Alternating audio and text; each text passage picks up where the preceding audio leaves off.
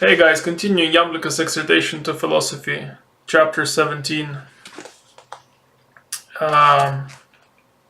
This is the last video for this chapter. The second Italian jar fable, a jar myth that Iamblichus talks about. He says we can look at two people. One lives a life of... I didn't draw the second person. I need to draw him.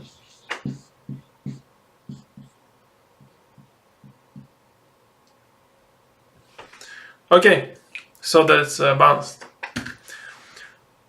One person lives a life of self-control, and let's imagine both of these two people have jars, and they fill these jars with things. And as I understand it, these jars then give them a feeling of happiness and peacefulness and satisfaction and joy. One person lives a life of self-control. And Iamblichus says this person's jars are full of honey, milk, wine, and so forth. And this person is at peace. He seeks no more. He's filled his jars. They remain full, and he doesn't need to run around filling them all the time. Iamblichus does not exactly specify what he means by honey, milk, wine, and so on, if there is a symbolism behind that. But we will I'll give an interpretation afterwards of what I think it is. He says the second person lives a life of indulgence. He also has the same amount of jars, but he fills these jars with things that are quite hard to acquire. And the Iamblichus doesn't give example of what those things are. He just says it's the things that a person needs to do a lot of labors to acquire. I assume he means material, physical things.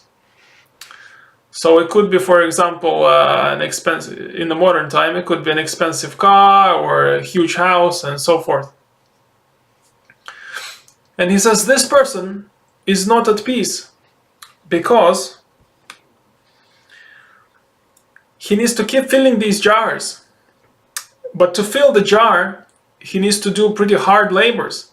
And we can kind of start to see, to buy an expensive car, the person needs to work really hard, for example. Or they need to cheat their way into a lot of money somehow, which will cause them unhappiness as well. So we're starting to see, if this is what he means, then this is one option. He says this person does not look after the jars, so the jars start to decay, the stuff in them starts to sip out. So the person is constantly forced to be filling them. Because he does not look after the jars, they're seeping out.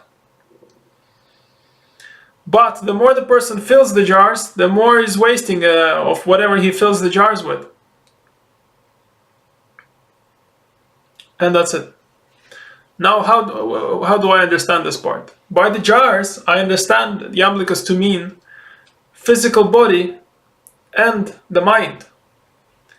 A life of self-control. The person controlled their physical body's desires, and because of that, the jars, the physical body, were in a good shape. So for example, this person just needs to eat a little bit and they feel good. The body is in a good shape, it's healthy, it is nice to be in this body. This person, by comparison, living a life of indulgence, we're just talking about the level of the body now, how I understand this part. This is not what Iamblichus said. This is just my spin on it. This person living a life of indulgence ate, drank, whatever he wanted, without any self-control. What happens to his physical body then, if he lives like this? It becomes rotten.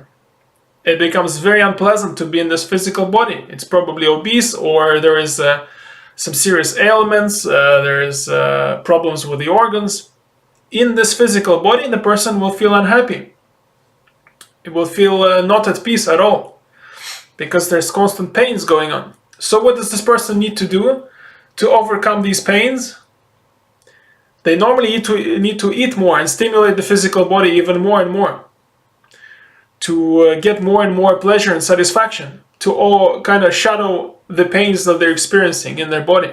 And we often see this in psychology. We very often see this of how an addiction develops, whether it's addiction to food, addiction to sex, anything.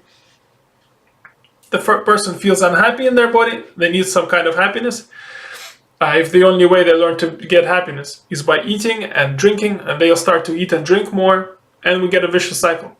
And this is just the level of the body. What about the level of the person, persona, the ego? This person living a life of self-control, and this person living a life of indulgence. So I'm thinking how to make it simpler.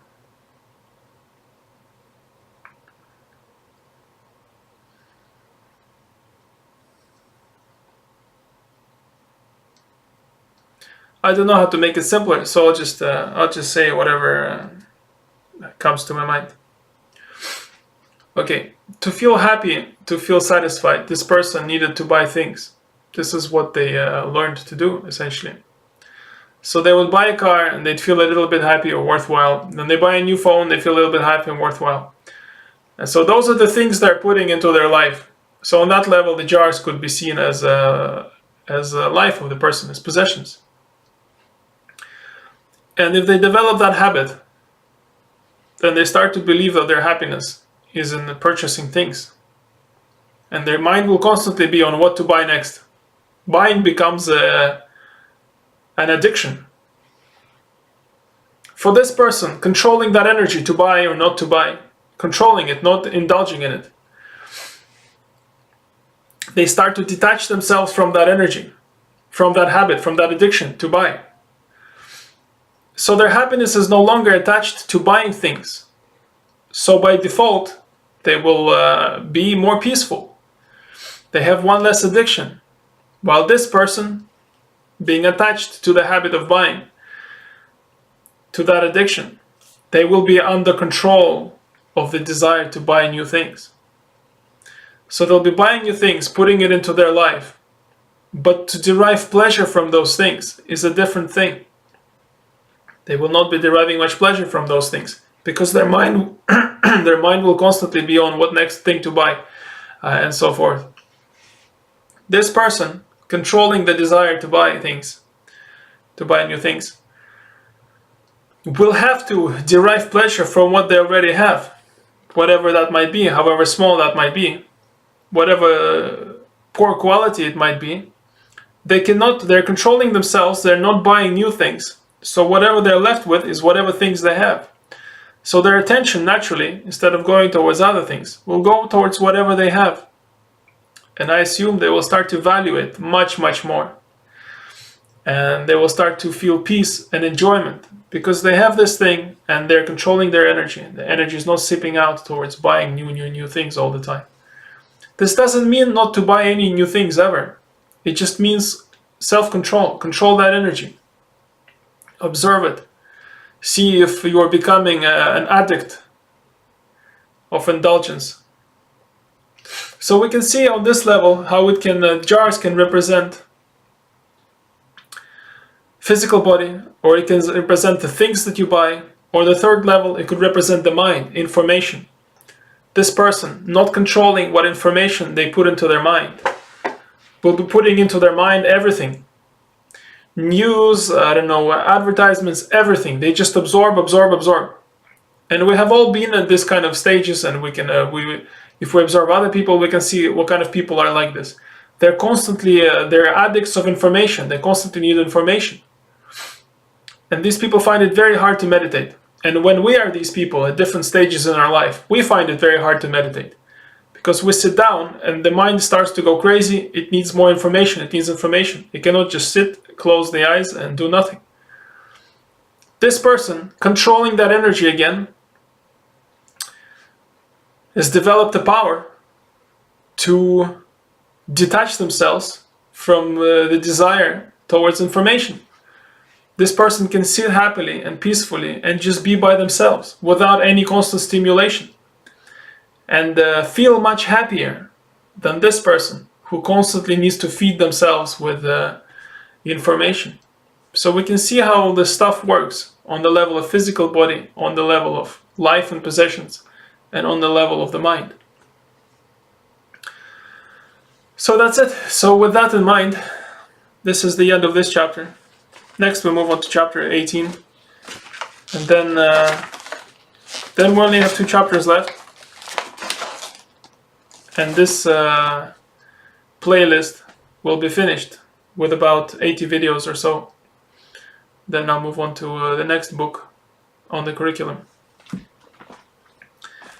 So let's do a mini meditation and just